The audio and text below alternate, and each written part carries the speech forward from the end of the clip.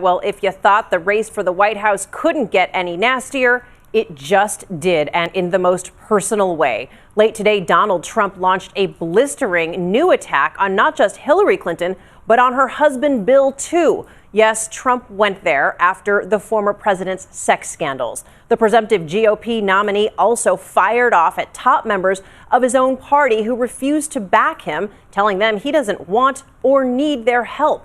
ABC's Mary Bruce on the campaign trail, leading us off tonight. Tonight, Donald Trump is taking aim at both Clintons. She's married to a man who was the worst abuser of women in the history of politics. And Hillary was an enabler, and she treated these women horribly. Just remember this.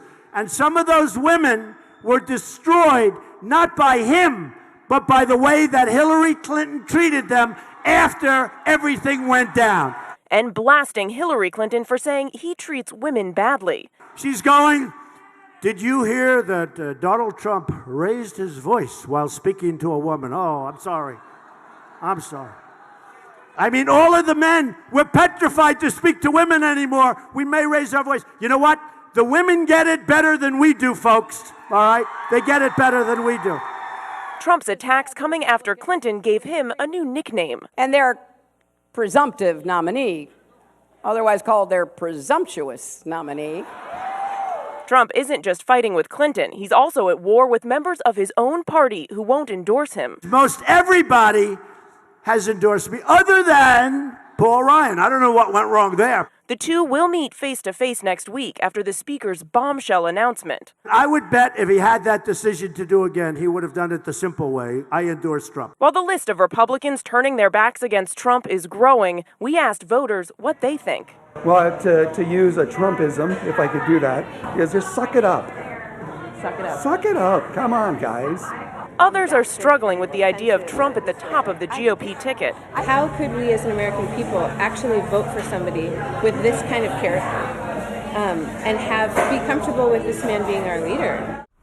Mary there with the voters, and now joining us from a Trump rally in Washington. So, Mary, Donald Trump hits both Clintons hard today. Her campaign had said they didn't want to get in the mud. What are they saying tonight?